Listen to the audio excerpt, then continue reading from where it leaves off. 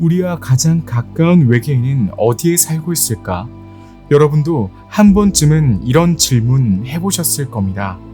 우주는 광대하며 우리는 모든 것을 알지 못하기 때문에 우리와 같은 다른 문명이 존재할 것입니다.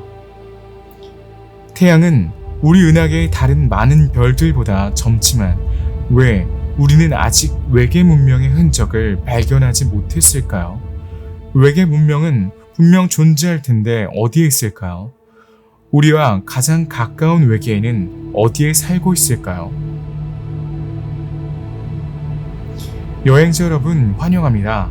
오늘 우리는 외계 생명체를 수용하기에 이상적 조건을 갖춘 것으로 보이는 우리와 가장 가까운 항성계 중 하나를 발견할 것입니다. 이 여정에서 우린 40광년 떨어진 트라피스트 1과 우리 태양계 사이에 있는 몇 가지 놀라운 별들을 관찰할 것입니다. 트라피스트 1 항성계에 도착하면 우린 트라피스트 1A 항성과 그 궤도를 도는 7개의 외계 행성을 연구할 것입니다. 우리는 함께 지구와 매우 유사한 이 놀라운 행성계가 외계 생명체를 품을 수 있는지, 그리고 외계 생명체는 어떤 모습일지 살펴볼 것입니다. 하지만 새로운 모험을 떠나기 전에 동영상을 좋아해 주시고 채널을 구독하여 아무것도 놓치지 마세요.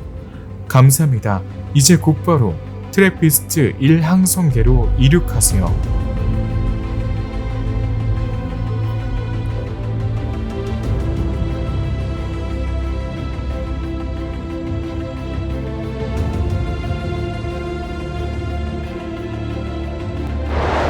지구에서 약 40광년 떨어진 곳에 위치한 트라피스트 1 성계로 향하고 있습니다.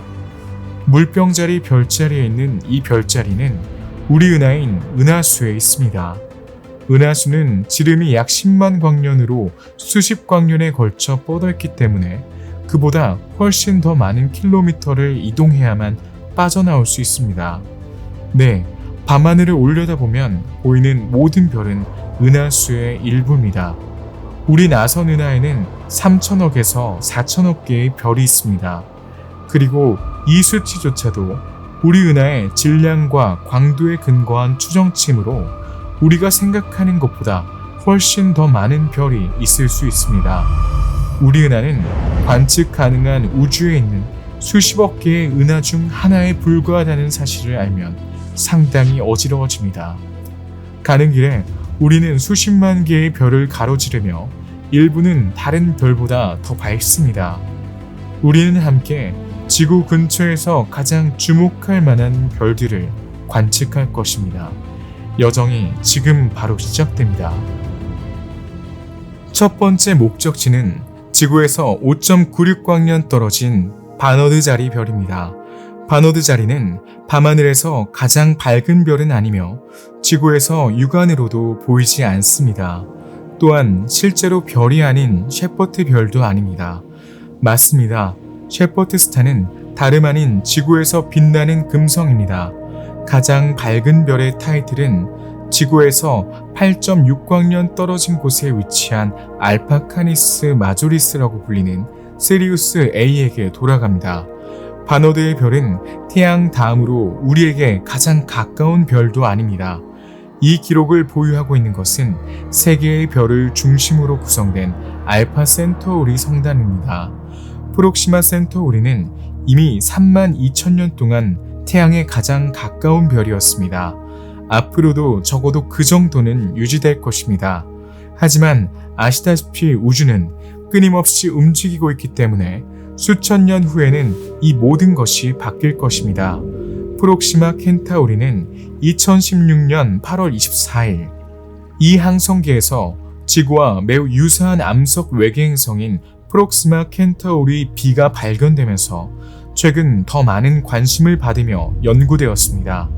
연구자들에 따르면 프록시마 켄타우리 B는 외계 생명체가 존재할 가능성이 높다고 합니다. 바너드의 별은 알파 센토우리 3중 성계 다음으로 태양에 가장 가까운 별이므로 태양에서 4번째로 가까운 별입니다. 또한 알파 센토우리 성계와 달리 동반 별이 없기 때문에 태양에 가장 가까운 단일 별이라고 할 수 있습니다. 그렇다면 가장 가까운 별도 아니고 가장 밝은 별도 아닌데 왜 바나드 자리의 별이 유명한 것일까요? 황도 자리 증려 자리의 일부인 이 별은 고유 운동이 가장 높은 것으로 알려진 별이기 때문에 가장 많이 연구되는 적색 외성입니다. 고유 운동은 지구에서 볼 때 천구에서 별이 겉으로 보이는 운동입니다.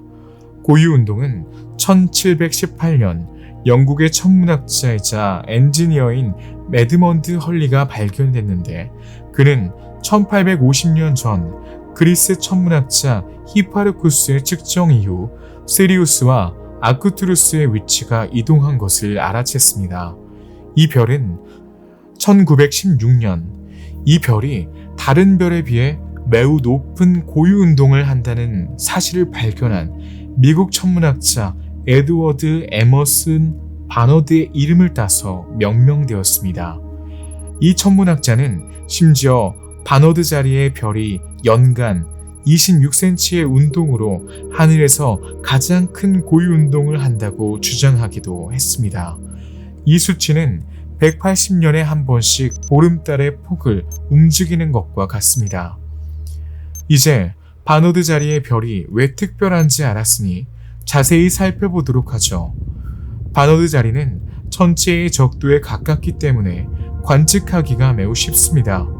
따라서 천문학자들은 이 적색 외성에 대해 수많은 연구를 수행해 왔으며 특히 외계 행성을 찾고 있습니다. 1963년 네덜란드 천문학자 피터 반 캠프는 25년 동안 버나드 별을 연구한 결과 목성과 비슷한 크기의 행성 2개에 의한 것으로 추정되는 별의 고유 운동을 교란을 감지했다고 발표했습니다. 그러나 이러한 관측은 결코 확인되지 않았습니다. 80년대와 90년대에는 바나드 별의 행성 동반자를 찾기 위해 많은 수색이 이뤄졌지만 성공하지 못했습니다. 적어도 이 논란으로 인해 바너드 별은 유명해졌습니다. 2018년 11월 바너드 자리 별 주변에서 슈퍼 지구가 발견되어 이 논쟁에 다시 불이 붙었습니다. 이 행성을 발견한 스페인 연구진이 감지한 신호에 따르면 이 행성의 주기는 233일이고 질량은 최소 지구 질량의 3.22배에 달합니다. 표면 온도는 영하 170도로 적어도 우리가 알고 있는 생명체는 존재할 수 없을 것으로 추정됩니다.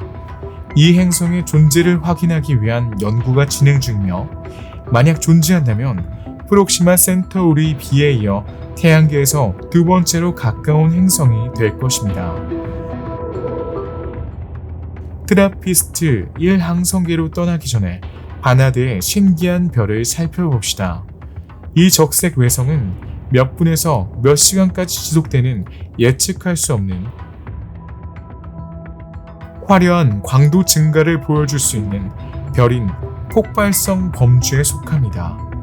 질량은 태양의 17%, 반지름은 우리 별의 15에서 20%에 불과합니다. 태양을 바나드 자리성으로 바꾸면 보름달보다 100배 더 밝습니다.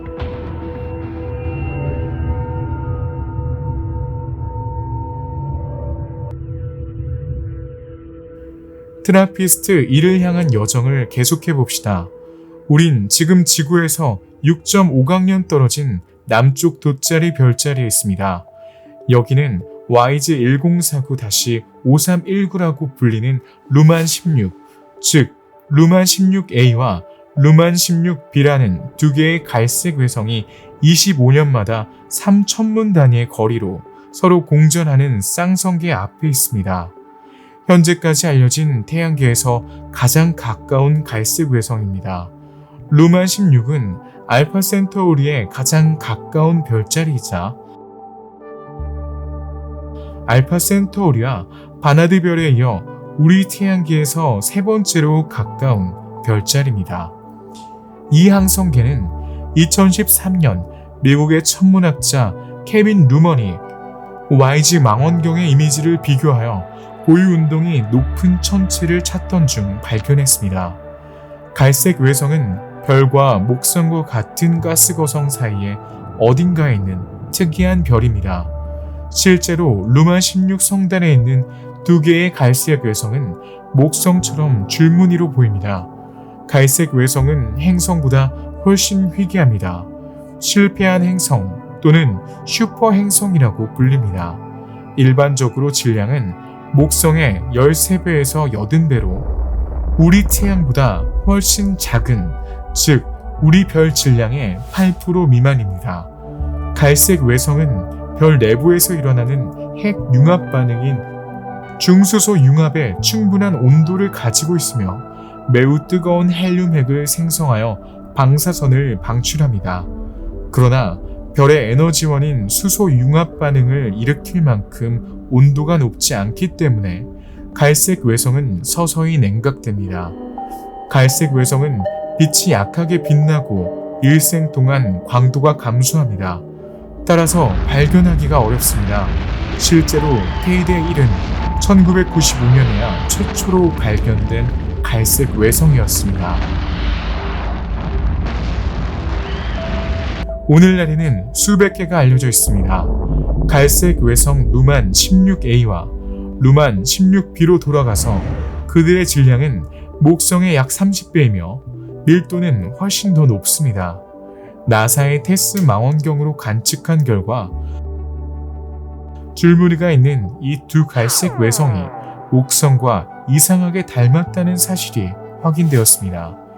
이러한 관측 결과는 목성 행성과 마찬가지로 루만 16의 두 갈색 외성도 지구에서 발견되는 제트 기류와 유사한 적도의 평행한 고속바람에 의해 형성되었음을 시사합니다. 대륙권과 성층권 사이의 대기권에서 강력한 바람과 형태를 띠는 이 빠른 기류는 지구에서 발견됩니다. 그 속도는 시속 30km에서 400km 이상까지 올라갈 수 있습니다.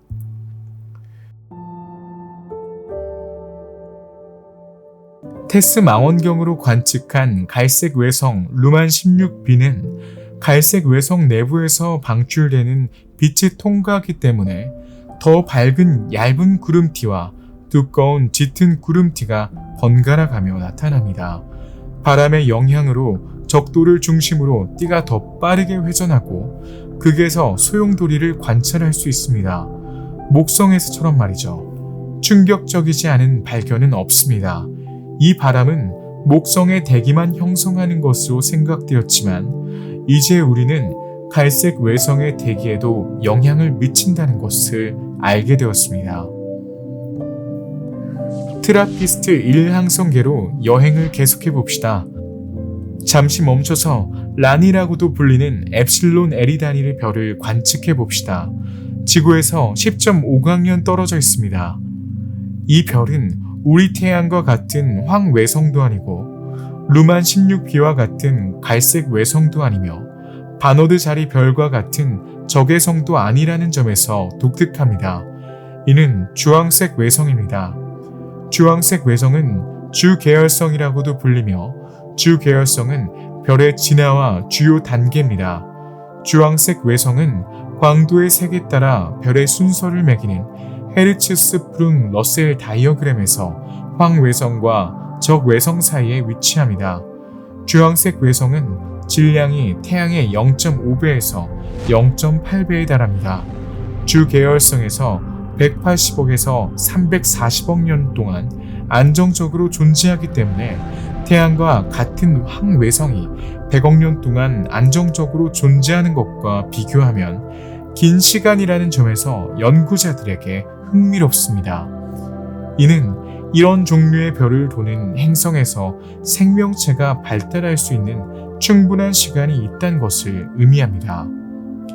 또한 스펙트럼 유형의 K 주황색 외성은 태양과 같은 스펙트럼 유형 G의 별보다 DNA를 손상시켜 생명체가 발달하기 어렵게 만드는 자외선을 덜 방출합니다.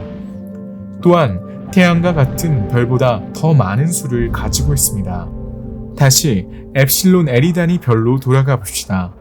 이 별 주변에서 고도의 외계 문명의 흔적을 발견하기 위해 많은 연구가 수행되었습니다. 이 별은 외계 문명 탐사 프로그램인 SETI 프로젝트에서 최초로 관측된 별 중 하나였습니다. 1960년대에 그린뱅크 전파 망원경은 생명체의 흔적을 발견하지 못했습니다. 나중에 IRAS 위성이 별 주변에서 다량의 먼지를 감지했는데 이는 행성계가 형성되고 있다는 징후일 수 있습니다. 그리고 실제로 2000년 8월 별에서 3.2 천문 단위로 떨어진 곳에서 엡실론 에리다니 B 행성이 발견되었을 뿐만 아니라 첫 번째 소행성 때도 발견되었습니다.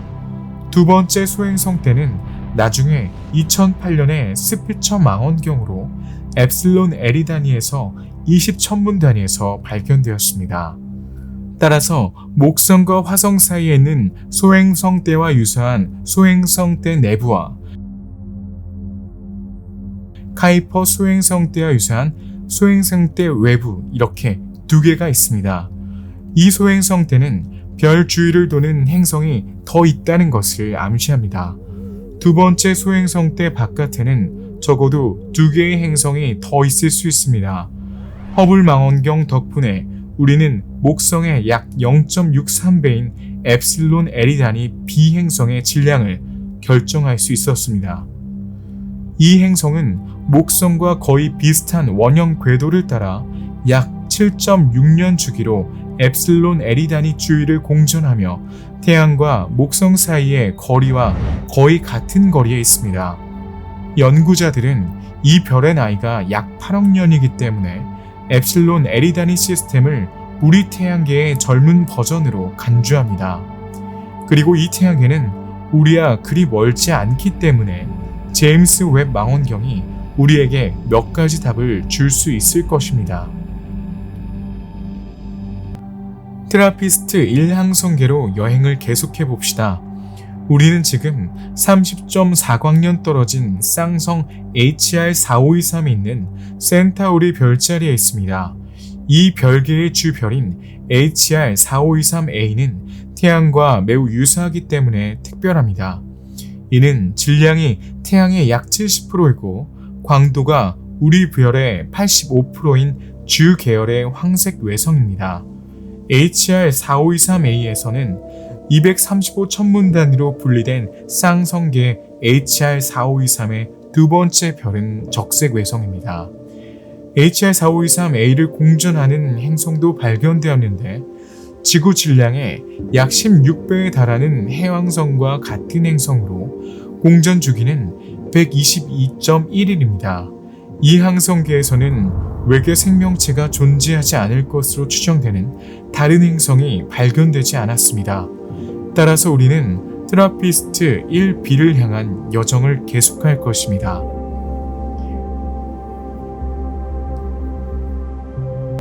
하지만 외계 생명체가 있을지도 모를 이 행성 앞에 도착하기 전에 마지막으로 관측해야 할 놀라운 별이 하나 있습니다.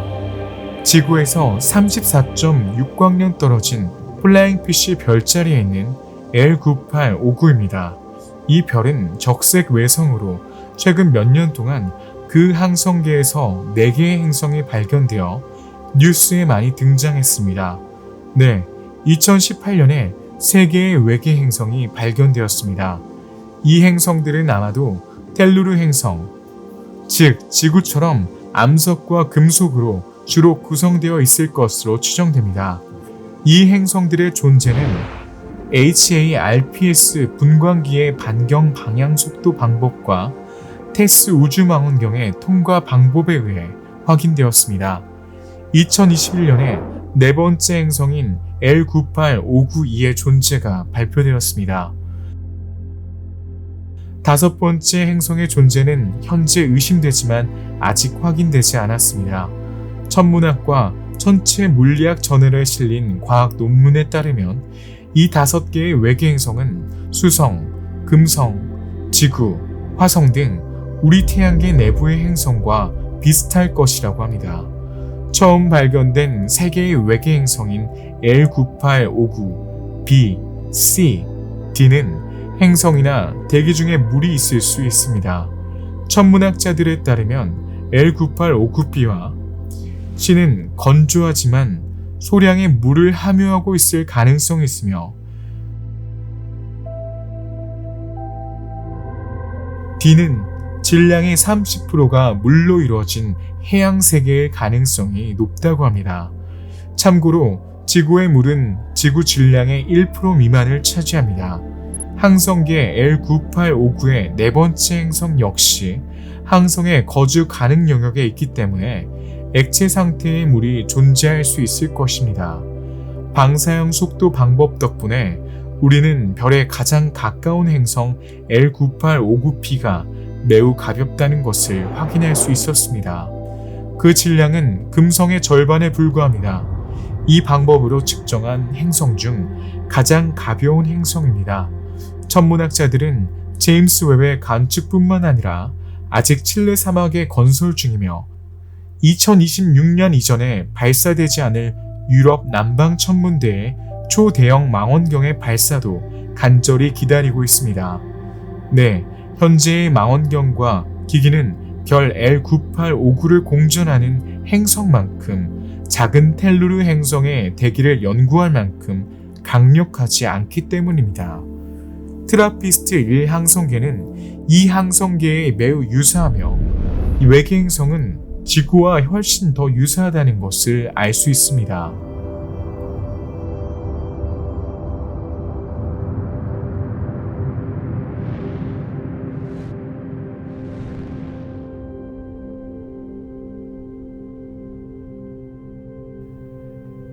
여러 가지 이유로 과학자들과 천문학자들의 관심을 끄는 몇 가지 놀라운 별들을 지나고 나서 우리는 이제 우리의 목적지인 외계 행성 트라피스트 1b가 위치한 트라피스트 1 별계에 도착했으며 연구자들에 따르면 생명체의 발달에 적합할 것이라고 합니다.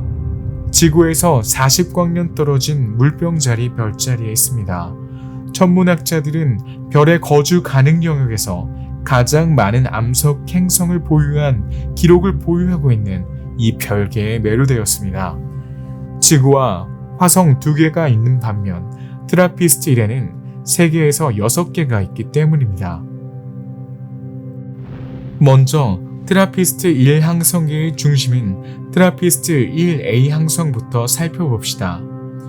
이 매스 J2306 2928, 05, 0285라고 불립니다. 이 별은 목성보다 약간 크지만 태양보다 훨씬 더 거대하고 훨씬 차가운 초저온 적색 외성입니다. 반경은 태양의 11.5%, 질량은 8%입니다. 그 나이는 30억 년에서 80억 년 사이일 것입니다.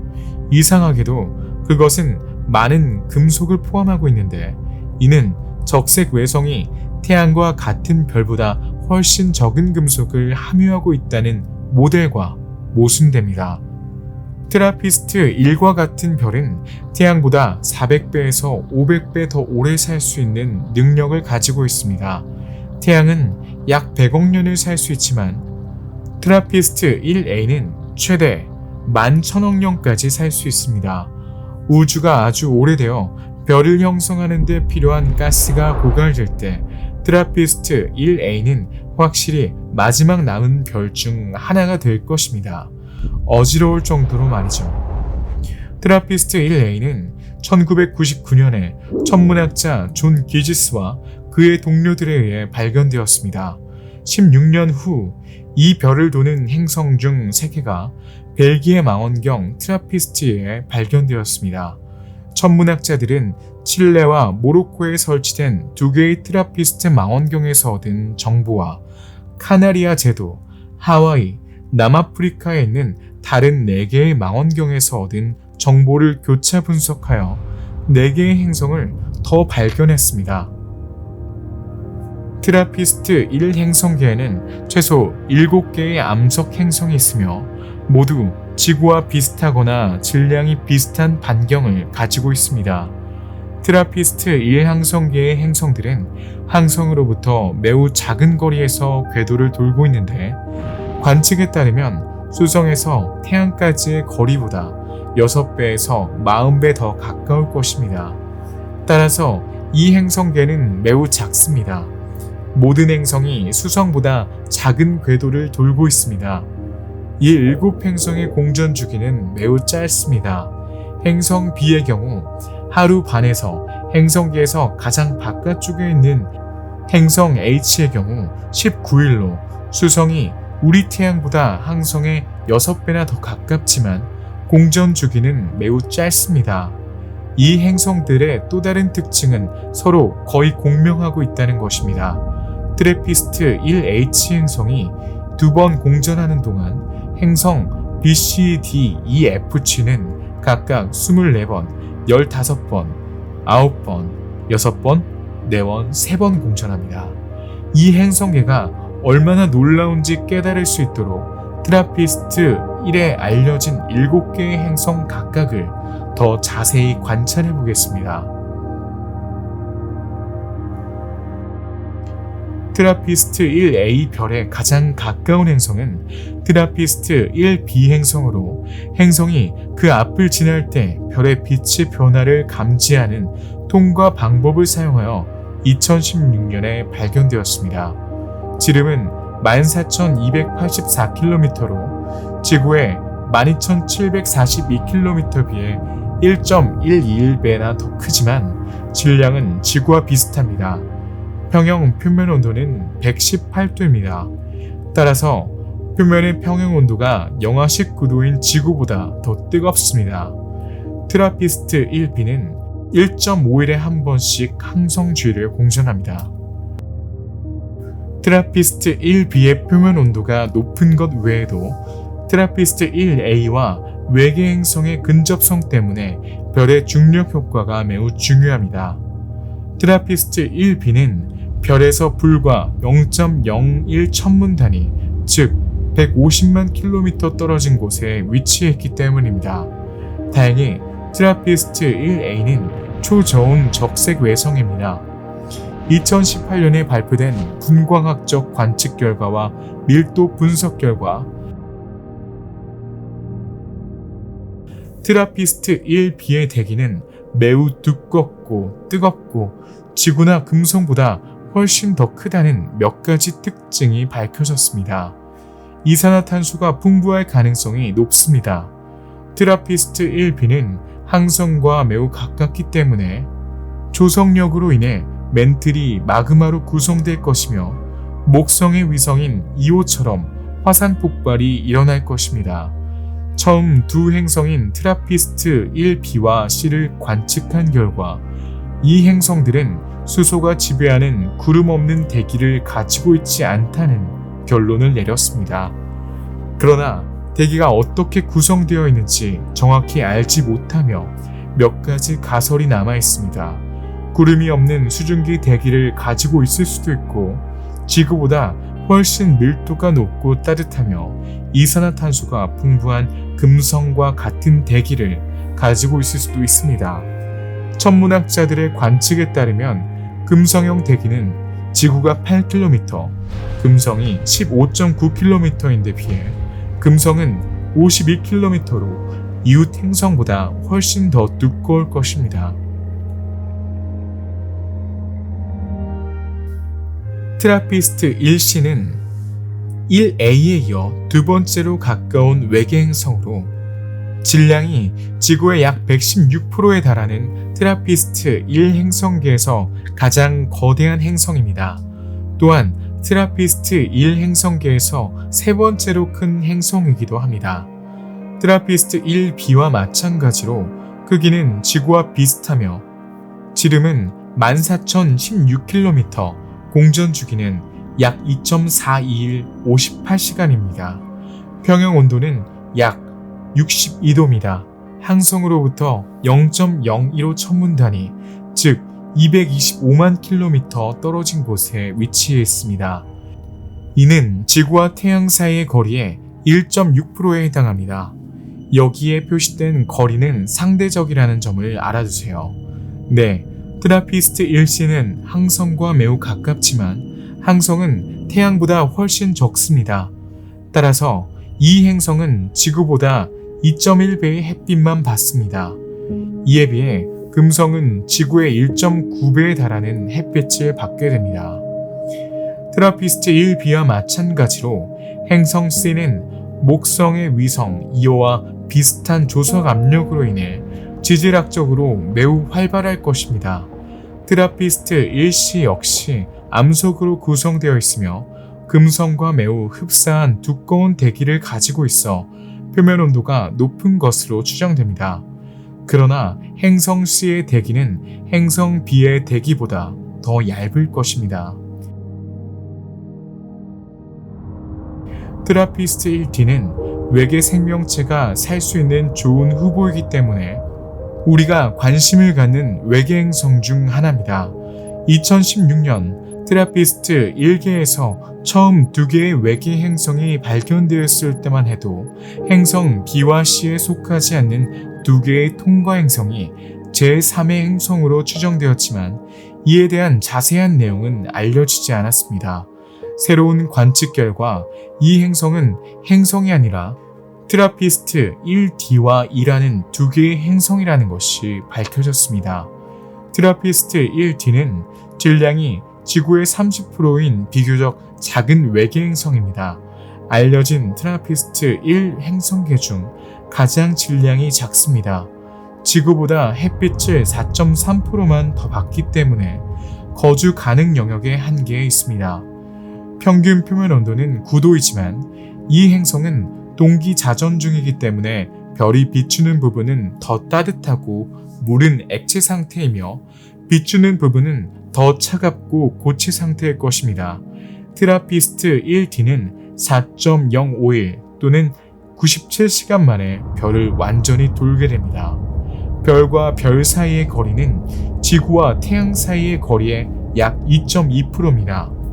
통과하는 방법 덕분에 우리는 지구의 0.784배에 달하는 지름을 정밀하게 측정할 수 있었습니다. 밀도는 지구의 61.6%이고 중력은 50%에 약간 못 미칩니다. 따라서 트라피스트 1d는 전체 트라피스트 1 행성계에서 가장 낮은 질량, 밀도, 표면 중력을 기록합니다. 이러한 관측을 통해 다음과 같은 가설을 세울 수 있었습니다. 행성 D는 주로 암석으로 이루어져 있으며 질량의 약 5%가 휘발성층의 형태로 이루어져 있을 것이라는 가설입니다. 트라피스트 1D의 대기는 금성, 지구 또는 화성처럼 수소가 부족할 것입니다. 최근 연구에 따르면 금성과 같이 사람이 살 수 없는 대기라고 하지만 아직 확실한 것은 없습니다.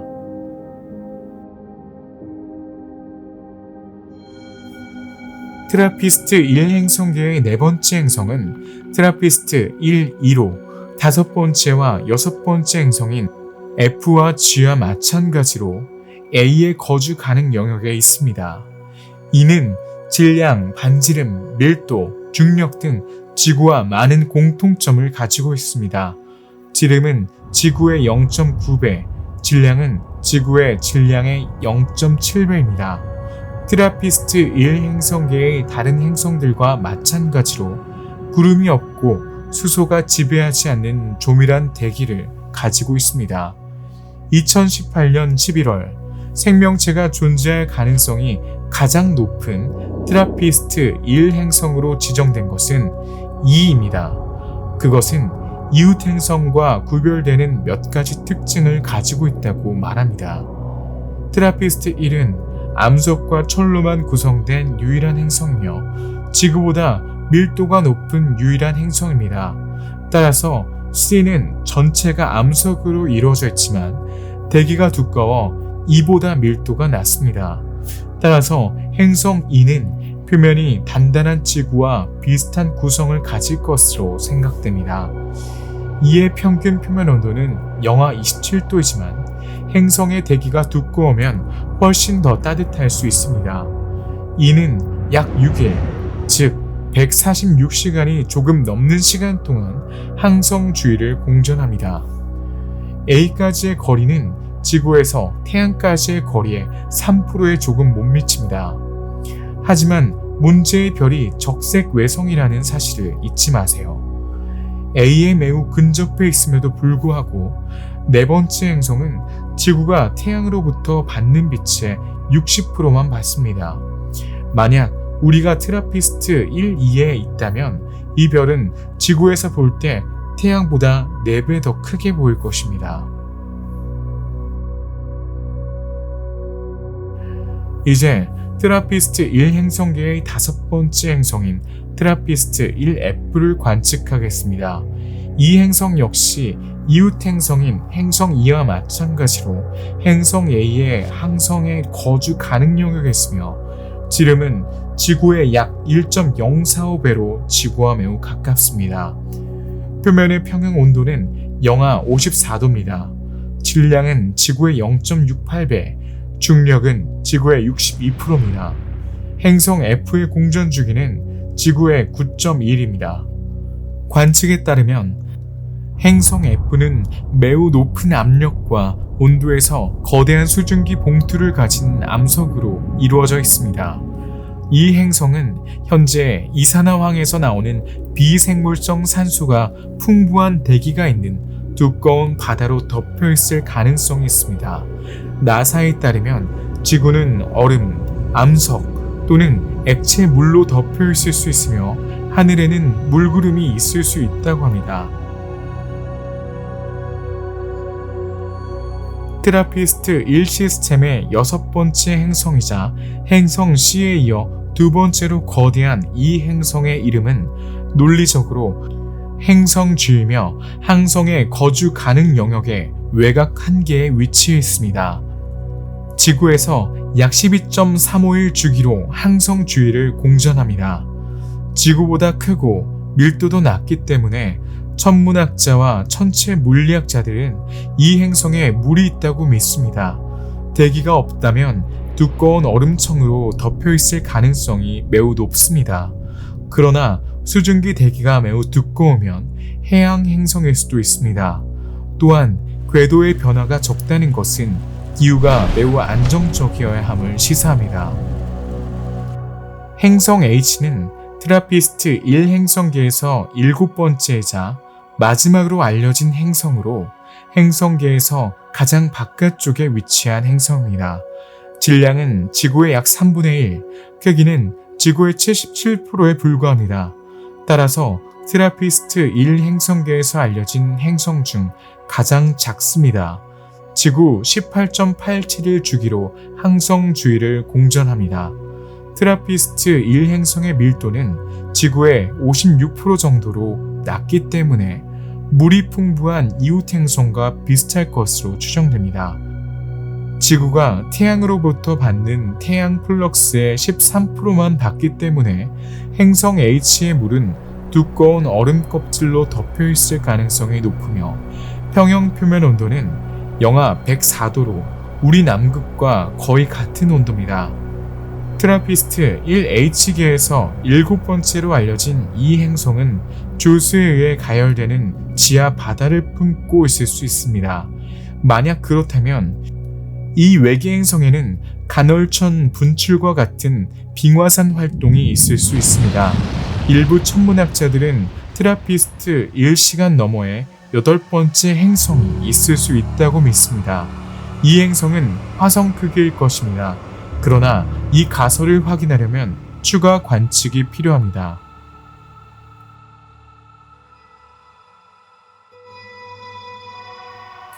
천문학자들이 트라피스트 1 행성계의 외계 행성에 대해 어떻게 이 모든 것을 알고 있는지 궁금하시죠? 앞서 우리는 통과 방법과 방사형 속도 방법에 대해 이야기했습니다.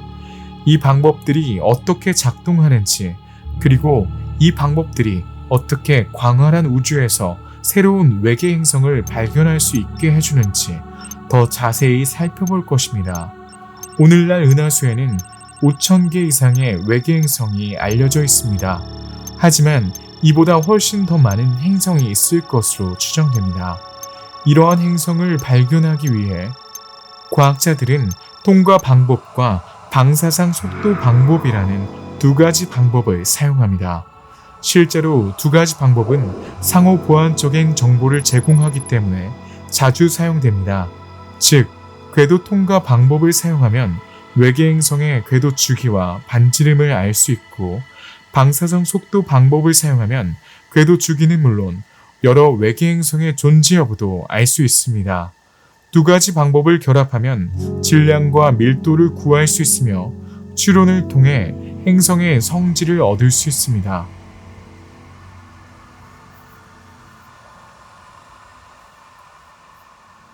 통과 방법은 현재 외계 행성을 탐지하는 데 가장 일반적으로 사용되는 방법입니다. 천문학자들은 행성계를 가질 가능성이 있는 별을 관측하여 빛의 세기 변화를 감지합니다. 이러한 변화는 행성이 별 앞을 통과하는 것에 해당합니다. 이 방법을 사용하면 외계 행성의 존재를 확인할 수 있을 뿐만 아니라 외계 행성의 크기에 관한 데이터도 얻을 수 있습니다. 관측된 별의 강도가 감소할수록 행성은 더 커집니다. 방사형 속도 방법은 1995년 메이어와 켈로즈 연구원이 페가수스 자리 북쪽 별자리에서 태양으로부터 51광년 떨어진 곳에 위치한 최초의 외계 행성인 51페가시 B를 발견하는 데 사용한 방법입니다. 이 방법은 물체가 움직일 때 물체가 방출하는 파동은 변이 앞쪽에서 압축되고 뒤쪽에서 팽창하는 간단한 원리를 기반으로 합니다. 이를 도플러 효과라고 합니다.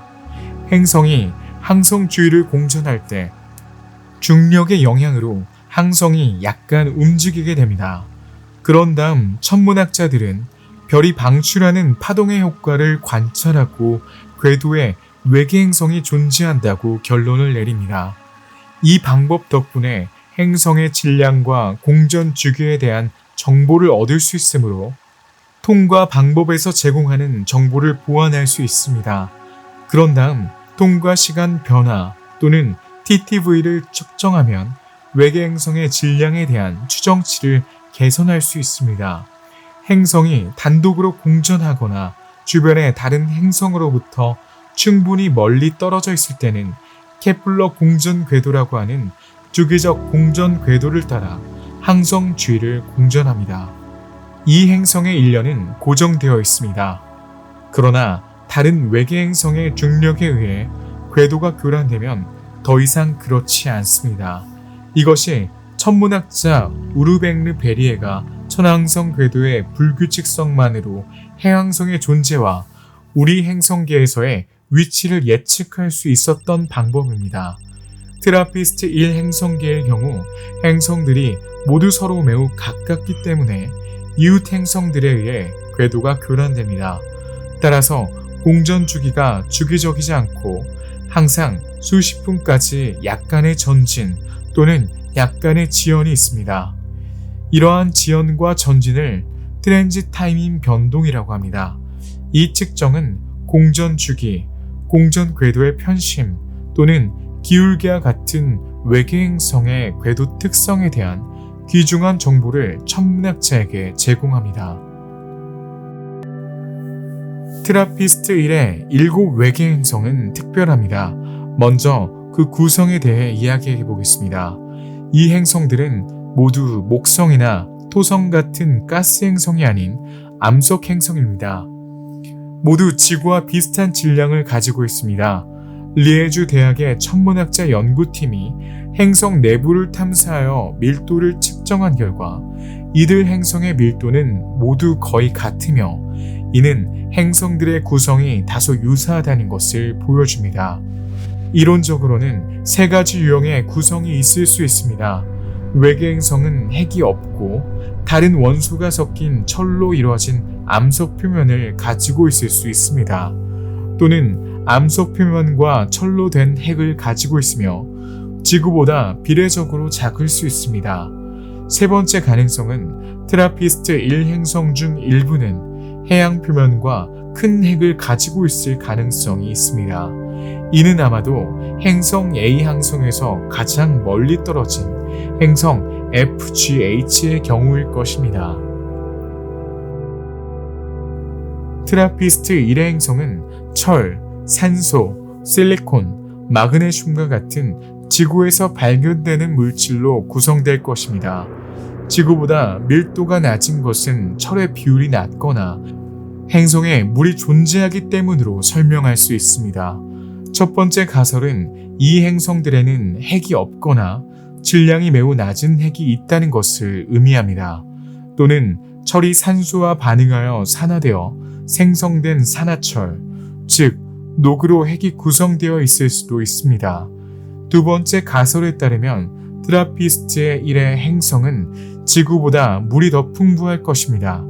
이 가설은 지구의 0.02%에 비해 최대 5%의 물을 함유할 수 있는 외부 행성 FGH와 관련이 있을 가능성이 더 높습니다.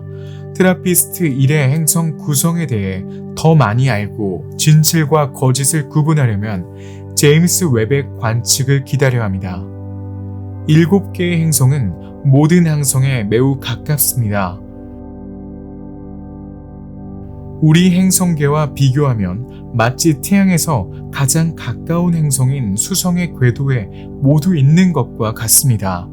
행성들은 모두 정렬되어 있기 때문에 앞서 언급한 두 가지 방법으로 연구하기 쉽습니다.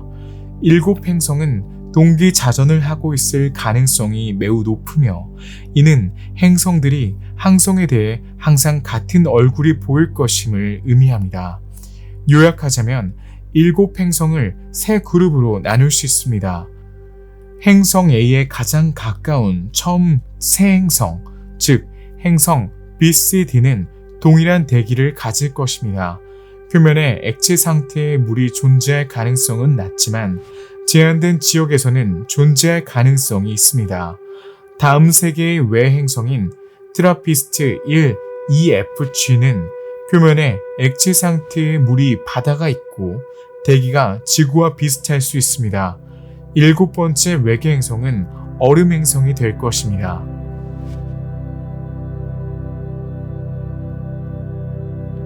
트라피스트 1의 외계 행성은 극자외선과 X선을 강하게 조사받아 수소가 빠져나가고 수증기의 광분해가 촉진되어 대기를 유지하는 데 문제를 일으킬 수 있습니다. 행성계의 나이를 고려할 때 이 정도의 방사선은 이 7개의 행성에서 적어도 하나의 육지 바다에 해당하는 양의 물을 증발시켰을 수도 있습니다. 폭주 온실 효과라고 불리는 이 현상은 천만 년에서 수억 년 동안 지속되었을 것입니다. 트라피스트 1B의 경우 그 양은 심지어 20개의 육상 대양에 해당할 수도 있습니다. 따라서 온실 효과의 상황을 유지하려면 많은 양의 물이 매장되어 있어야 합니다.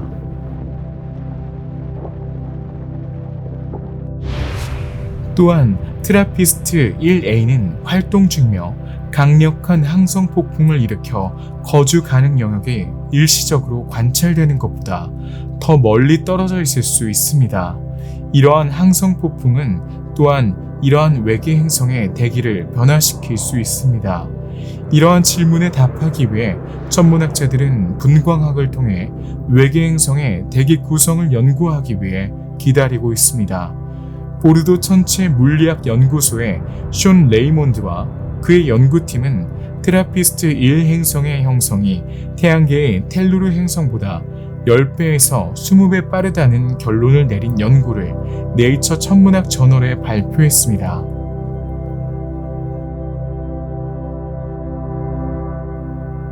트라피스트 1 행성 중 3개는 생명체가 거주할 수 있는 행성입니다.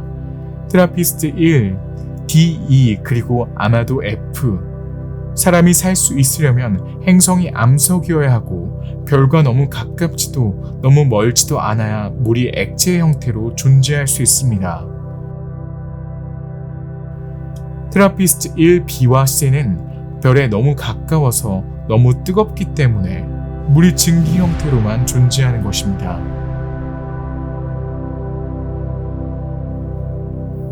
트라피스트 1D는 생명체가 거주할 수 있지만 별과 동기 자전을 하고 있기 때문에 별에 지속적으로 노출된 쪽은 너무 뜨겁고 다른 쪽은 너무 차갑습니다. 그러나 밝은 쪽과 어두운 쪽 사이의 영역에서 생명체가 발달할 수 있을 것입니다. 또한 수소나 헬륨을 기반으로 한 대기가 없기 때문에 가벼운 가스를 보유할 수 있을 만큼 거대하지 않아 사람이 살 수 없는데, 트라피스트 1D는 지구와의 유사성 지수가 1점 만점에 0.9로 생명체가 나타날 수 있는 잠재적 후보로 남아 있습니다. 트라피스트 1E는 트라피스트 1A의 거주 가능 영역 중앙에 완벽하게 위치하고 있으며 바위가 많고 단단한 표면을 가지고 있습니다. 지구와의 유사성 지수는 0.85입니다. 트라피스트 1FGH와 달리 물은 얼지 않고 액체 상태로 유지될 수 있습니다. 따라서 이 행성에는 외계 수중 생명체가 발달했을 액체 상태의 물이 존재할 수 있지만 아직 확인되지 않았습니다. 그러나 지구의 60.4%의 항성 플럭스만 받기 때문에 열을 유지하고 행성의 어두운 면으로 전달할 수 있을 만큼 두꺼운 대기를 가져야 합니다. 행성 F는 20%의 물로 구성된 해양 행성일 수 있습니다. 그러나 지금까지 수행된 연구에 따르면 아마도 거주할 수 없을 것으로 추정됩니다. 다른 두 개의 외계 행성인 트라피스트 1G와 H 역시 얼음 행성일 가능성이 높습니다. 얼음층 아래가 아니라면 액체 상태의 물이 존재하고 수중 생명체를 지원할 수 있습니다. 이 가설에 대해서는 나중에 논의하겠습니다. 먼저 트라피스트 1 시스템에서 육상 생명체가 어떤 모습일지 살펴봅시다. 트라피스트 1 항성계에 실제로 생명체가 존재한다면 어떤 모습일지 궁금하실 겁니다. 현재 우리가 아는 것은 생명체가 지구의 생명체와는 매우 다를 것이라는 것 뿐입니다. 우린 이미 모든 행성이 동기자전을 하기 때문에 항성에 항상 같은 얼굴을 하고 있다는 것을 보았습니다. 그렇다면 거주할 수 있는 행성에는 뜨거운 얼굴과 차가운 얼굴이 있을 것이고 생명체는 아마도 두 얼굴 사이에서 발달했을 것입니다. 다시 말해 한쪽에서는 하루 종일, 다른 한쪽에서는 밤새도록 태양이 비추는 것입니다. 트라피스트 1 행성의 거주자에게는 경치가 웅장할 것입니다. 다른 6개의 행성은 모두 서로 매우 가깝기 때문에 하늘에서 볼 수 있습니다. 어느 행성에 있느냐에 따라 이웃 행성이 지구에서 보는 보름달보다 2배 더 크게 보일 수 있습니다. 따라서 우리는 달을 볼 때와 마찬가지로 이웃 행성의 세부 사항과 질감을 볼 수 있습니다. 트라피스트 1의 D, E, F의 주민들은 지구에서 보는 태양처럼 노란색이 아닌 연어 분홍색으로 빛나는 그들의 별도 볼 수 있을 것입니다. 인간 방문자에게 이 행성들의 빛은 우리 태양처럼 황색 외성이 아닌 적색 외성이기 때문에 희미하고 밝게 보일 것입니다. 또한 빛은 가시광선 파장이 아닌 적외선 파장에 위치할 것입니다. 해가 진 직후 지구 하늘의 밝기를 상상할 수 있나요? 이는 트라피스트 1 행성의 하늘 밝기와 비슷할 것입니다. 트라피스트 1 별에서 나오는 빛은 적외선이므로 식물은 지구처럼 밝은 녹색이 아니라 더 어두울 것입니다. 이렇게 하면 가능한 많은 빛을 흡수할 수 있습니다. 또한 빛을 더 잘 포착하기 위해 크고 키가 크며 가지가 많을 것입니다. 육상식물은 식물세포에서 발견되는 적색광의 광수용체 덕분에 실제로 빛 스펙트럼의 적색에 민감합니다. 하지만 지구에서 40광년 이상 떨어진 행성에서 같은 식물이 발견될 가능성은 거의 없습니다. 그렇다면 지구에서 40광년 떨어진 외계 행성의 풍경은 어떤 모습일까요? 트라피스트 1B와 C는 대기가 수소에 의해 지배될 수 있습니다. 행성은 행성 주수에 의해 가열되어 암석 멘틀의 마그마의 바다가 유지될 것입니다. 따라서 두 행성의 표면에는 화산이 존재할 것입니다. 트라피스트 1의 행성들은 항성 주위를 빠르게 공전하기 때문에 공전 주기는 행성에 따라 4.5일에서 9.2일로 매우 짧을 것입니다. 하지만 문제를 더 복잡하게 만드는 것은 지구의 1년처럼 규칙적이지 않다는 것입니다. 왜냐하면 트라피스트 1의 7 외계 행성들은 항성 궤도를 돌 때 서로 끌어당기기 때문에 공전 주기가 규칙적이지 않기 때문입니다. 그렇다면 이 행성들에서 생명체가 살 수 있을진 모르지만 지구에서의 삶만큼 오래 지속될 수 있을까요? 트라피스트 1의 생명체가 살아남으려면 트라피스트 1A의 강렬한 방사선 플레어를 견딜 수 있어야 합니다. 이 여정의 시작 부분에서 살펴본 것처럼 적색 외성은 황색 외성만큼 안정적이지 않습니다. 적색 외성은 지금까지 알려진 가장 강력한 쥐자기 폭풍보다 최대 10,000배 더 강력한 자기 플레어를 일으킵니다. 생명체가 발달하려면 트라피스트 1 행성의 대기가 두꺼워야 합니다. 대기가 얇을수록 더 많은 자외선이 행성 표면에 도달하여 생명을 위협할 수 있기 때문입니다. 트라피스트 1 행성에 지구와 같은 귀중한 오존층이 없어 방사선으로부터 행성을 보호할 수 없다면 몇 가지 시나리오를 상상해 볼 수 있습니다.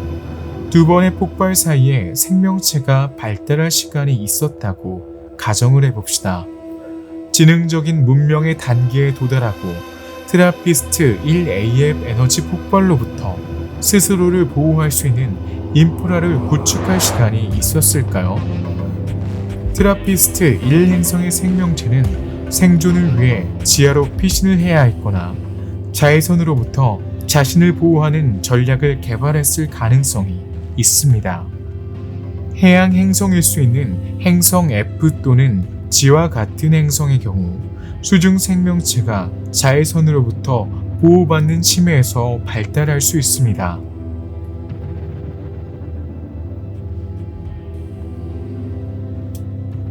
연구자들에 따르면 트라피스트 1개의 일부 행성은 해양 행성일 수 있습니다. 대기가 열을 유지할 수 있을 만큼 충분히 두꺼우면 트라피스트 1D와 F의 경우도 마찬가지입니다. 그렇지 않다면 행성 G와 H처럼 얼음 행성이 될 것입니다. 트라피스트 1개 행성에서 외계 바다는 어떤 모습일까요? 연구자들은 우리 태양계에는 없지만 이러한 유형의 행성에 대한 모델을 설계하려고 노력하고 있습니다. 트라피스트 1 행성의 바다는 밀도가 높고 깊을 것입니다. 예를 들어 트라피스트 1F의 바다는 수심이 670km에 달할 것으로 추정됩니다. 해양 세계를 이해하기 위해 확립된 모델은 행성의 크기에 따라 다릅니다. 토성의 위성 엔셀라두스처럼 비교적 작은 천체에는 얼음 껍질로 덮인 액체 바다가 있을 수 있지만 외계 행성처럼 큰 천체에서는 두 개의 얼음 껍질 사이에 갇힌 일종의 물 샌드위치를 발견할 수 있습니다. 실제로 압력이 너무 높아서 고온에서도 심해의 물이 얼음으로 변할 수 있습니다. 지구 질량의 30%에 불과한 트라피스트 1D와 같은 작은 해양 행성은 수열 활동, 방사선 가열 또는 조석 가열로 인해 액체 상태의 바다가 존재할 수 있습니다. 이 행성들은 얼음 위성인 엔셀라두스와 유로파처럼 빙화산 활동도 할 수 있습니다. 해양 세계에는 사람이 살 수 있지만 액체 상태의 물 위에 얼음층이 있거나 액체 상태의 물 주위에 얼음층이 두 겹으로 끼어 있는 상태라면 제한된 수중 생명체만 발달할 수 있을 것입니다. 실제로 이러한 바다는 지구에서 산소를 생산하는 해양 생물의 생존에 필수적인 인과 같은 영양분이 덜 풍부할 것입니다. 네, 빙하가 바다에 영양분이 공급되는 것을 차단할 수 있습니다. 이는 예를 계속 이어가자면 지구에서 이는 빗물에 의해 암석과 육지에 닿은 후 바다로 발명해야 합니다. 기압과 온도 조건에 강한 박테리아와 미생물이 존재할 가능성이 높습니다. 그리고 트라피스트 1 행성의 대기가 충분히 두껍고 천문학자들은 이러한 문제를 조사하면서 펜스퍼미아 현상도 발견했습니다. 이 단어가 무슨 뜻인지 궁금하신가요? 이 단어는 씨앗의 혼합을 의미하는 그리스어 펜스페르미아에서 유래되었습니다. 펜스페르미아는 한 행성에서 다른 행성으로 생명체가 이동하는 것을 말합니다. 어떻게 작동하나요? 생명체는 우주 먼지, 소행성 또는 해성을 통해 트라피스트 1 행성에서 다른 행성으로 옮겨질 수 있습니다. 아니면 생명체의 일부일 수도 있습니다. 트라피스트 1의 행성들이 0.01 천문 단위 미만으로 분리되어 있다는 것을 알면 이는 매우 그럴듯한 이야기입니다. 천문학자들은 트라피스트 1에서 행성 간 펜스페미아가 발생 확률이 지구에서 화성으로 펜스페미아가 발생 확률보다 10,000배 더 높다는 사실을 밝혀냈습니다. 펜스퍼미아 이론은 지구의 생명체가 외계의 오염 때문이라는 가설로 처음 등장했습니다. 결국 소행성 낙하가 화성 조각을 지구로 운반한다는 것은 사실입니다. 펜스퍼미아 이론에 따르면 생명체는 소행성과 같은 천체의 파편에 달라붙어 한 행성에서 다른 행성으로 옮겨질 수 있습니다. 연구자들은 트라피스트 1 행성의 천체 파편 조각이 행성계의 다른 행성에 충돌할 확률이 20분의 1이라고 추정합니다. 이 이론이 다소 억지스럽다고 생각하시나요? 하지만 이를 뒷받침하는 많은 과학적 연구가 있습니다. 특히 일부 생명체는 회복력이 매우 뛰어나 행성 간 여행 조건에 매우 잘 적응할 수 있다는 연구 결과도 있습니다. 또한 트라피스트 1 행성과 이웃 행성 사이의 이동 시간은 매우 짧기 때문에 저항력이 매우 강한 생명체가 생존할 가능성이 높아집니다. 심지어 생명체가 트라피스트 1의 여러 행성에서 여행할 수 있다고 상상할 수도 있습니다. 과학자들은 이 가설에 흥분하고 있지만 신중한 태도를 유지하고 있습니다. 그들은 한 행성에서 다른 행성으로 여행하는 것은 선진 문명에서 온 외계인이 아니라 생명체라고 말합니다. 외계인은 소행성에 달라붙어 이웃 행성으로 여행할 만큼 저항력이 없을 것입니다. 우린 매우 저항력이 강한 박테리아 생명체에 대해 이야기하고 있습니다. 그러한 생명체가 다른 행성에 착륙하면 선진 문명을 향한 전체 개발 과정이 처음부터 다시 시작됩니다. 게다가 우리가 트라피스트 1A와 그 격렬한 분출에서 보았듯이 모든 박테리아가 그러한 여행에서 살아남을 수 있다는 것은 아닙니다. 한 행성에서 다른 행성으로 이동하는 생명체는 극심한 열, 우주로 던져지는 충격의 압력, 그리고 별이 방출하는 매우 강력한 자외선을 견딜 수 있을 만큼 강해야 합니다. 그리고 아직 끝나지 않았습니다. 그들은 여전히 혹한의 온도와 다른 행성에서의 낙하 충격에서 살아남아야 합니다. 펜스페르미아의 위대한 여정에 적합한 생명체는 거의 없다고 할 만큼 말이죠. 일부 과학자처럼 회의적이라면 몇 가지 예를 들어보겠습니다. 타디그레이드 2019년 우주 탐사선을 통해 달에 보내졌고 여전히 그곳에서 살아남은 극도로 저항력이 강한 동물입니다. 몸 길이가 0.1에서 1mm인 이 동물은 영하 272도에서 영상 150도 사이의 온도를 견딜 수 있지만 그게 전부는 아닙니다. 또한 엑스레이에 대한 내성이 우리보다 1100배나 더 강하고 심해에서 발견되는 압력보다 4배나 높은 압력을 견딜 수 있습니다. 또한 탈수와 산소 부족에도 살아남습니다. 그리고 가장 큰 장점은 번식을 위해 파트너가 필요하지 않다는 점입니다. 이 모든 것에 저항하기 위해 다리가 8개인 이 작은 동물은 마치 죽은 것 같지만 매우 살아있는 것처럼 보이는 크립토바이오시스 상태에 들어갑니다. 신진대사의 과정이 정상의 0.01%로 감소합니다. 수십 년이 지나면 수분을 보충하기만 하면 깨어날 수 있습니다. 하지만 타디그레이드만이 극도로 저항력이 강한 생명체는 아닙니다. 박테리아는 사해, 남극, 원자로, 심지어 지구 궤도의 국제우주정거장 밖에서도 생존하는 것으로 밝혀졌습니다. 따라서 우주 적대적인 환경 또는 방사선에 노출된 세계에서도 생존할 수 있는 살아있는 박테리아가 실제로 존재합니다.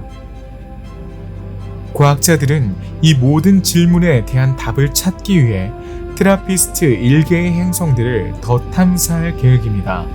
2021년 12월에 발사될 제임스 웹 망원경은 지금은 퇴역한 나사의 스피처 망원경이 시작한 작업을 완성할 것입니다. 스피처 망원경은 최초의 트라피스트 행성 발견을 확인하고 나머지 4개의 행성을 발견한 바 있습니다. 또한 7개 행성의 질량과 반지름을 계산하여 행성의 밀도를 계산하고 행성이 모두 지구와 상당히 가깝다는 사실을 확인한 것도 바로 스피처였습니다. 그 후 허블 망원경으로 이 행성들의 대기 구성을 스캔하여 가스 거인처럼 수소와 헬륨이 포함되어 있지 않다는 사실을 밝혀냈습니다. 그 후 수많은 연구가 이 정보를 상호 참조하여 이 행성들의 프로필을 확립했고 트라피스트 1 항성계에서 이 여정 중에 발견할 수 있었습니다. 그렇다면 제임스 웹 망원경이 이 신비한 암석 행성에 대해 더 많은 것을 알려줄 수 있을까요? 이 망원경에는 근적외선을 볼 수 있는 분광기인 NIR 스펙이라는 장비가 탑재되어 있습니다. 참고로 이 장비를 만든 것은 에어버스입니다. 이는 별에서 은하까지 100개 이상의 물체의 스펙트럼을 동시에 얻을 수 있는 최초의 우주 관측 장비입니다. 이 귀중한 기기는 우주의 암흑기의 끝을 연구하고 관찰하기 위해 설계되었습니다. 우주의 암흑기란 무엇인가요? 빅뱅 이후 38만 년이 지난 후 우주가 3000도에 도달한 시기를 가리키는 이름입니다. 이 변화의 직접적인 결과는 핵과 전자의 만남이었고 이 두 원자는 나중에 결합하여 최초의 수소와 헬륨 원자를 만들었습니다.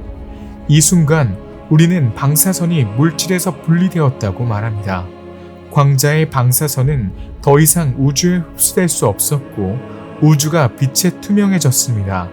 이를 화석 복사라고 부르며 오늘날에도 여전히 볼 수 있습니다. 우주의 암흑기에는 화석 복사가 유일한 빛의 원천이었습니다. 최초의 수소와 헬륨 원소의 형성과 함께 우주의 암흑기를 종식시킨 것은 최초의 별이 형성된 것이었습니다. 우주 탄생의 중추적인 시기인 이 시기는 과학자들의 우주의 형성을 이해하기 위해 특히 관심을 갖는 시기입니다. 제임스 웹의 근적외선 망원경은 이 먼 시대를 잘 이해하기 위해 최초의 은하 조립과 별의 탄생에 대한 이해 요소를 제공해야 합니다. 또한 제임스 웹이 메탄, 이산화탄소, 산소와 같은 분자의 신호를 식별하여 외계 행성의 대기 구성과 생명체의 존재 여부에 대한 귀중한 단서를 제공할 수 있는 것도 NIR 스펙 장비 덕분입니다. 제임스 웹은 실제로 트라피스트 1의 행성을 관측하기 시작했지만 과학자들은 아직 망원경이 제공한 데이터를 분석하고 연구하지 않았습니다. 그럼에도 불구하고 작년 12월 볼티미어의 JWST 본사에서 열린 컨퍼런스에서 이러한 결과가 논의되기 시작했습니다. 따라서 트라피스트 1BCG에는 수소가 풍부한 대기가 없다는 것이 이미 알려져 있습니다. 이 매혹적인 항성계를 더 자세히 분석하기 위해 제임스 웹에게 추가 탐수 임무가 할당될 것입니다. 과학자들은 수집할 데이터에 맞게 망원경의 장비를 가장 잘 조정하는 방법을 여전히 배우고 이 행성계에 대해 더 많이 알기 위해서는 몇 번의 관측이 필요할 것입니다. 좋은 소식은 제임스 웹이 10년 이상 정거장에 머물 것으로 예상되기 때문에 더 많은 것을 발견할 수 있는 충분한 시간이 있다는 것입니다. 이제 지금까지 발견된 가장 흥미로운 행성계 중 하나인 트라피스트 1에 대한 탐사 여정의 막바지에 이르렀습니다. 여러 면에서 우리 태양계와 비슷한 트라피스트 1은 우리 태양계만큼이나 많은 행성을 가지고 있습니다. 하지만 천문학자들이 아직 모든 것을 발견하지 못했을 수도 있겠죠. 이 매혹적인 항성계에는 여전히 많은 회색 영역이 있습니다. 어떤 행성이 실제로 거주할 수 있을까요? 어떤 행성이 바다 행성이고 또 어떤 행성이 지구와 같은 단단한 표면을 가진 암석 행성일까요? 트라피스트 1 행성계에는 생명체가 존재한다면 펜스페르미아의 이론에 따라 행성에서 다른 행성으로 퍼져나갔을 가능성이 있을까요? 천문학자들은 이러한 질문에 대한 답을 찾기 위해 적극적으로 노력하고 있으며 강력한 신형 제임스 웹 망원경과 ELT 망원경이 그 해답을 제시할 수 있을 것입니다. 지구와 같은 고도의 외계 문명을 발견하지 못한다면 우주의 위대한 신비와 창조에 대한 해답을 찾을 수 없을지도 모릅니다.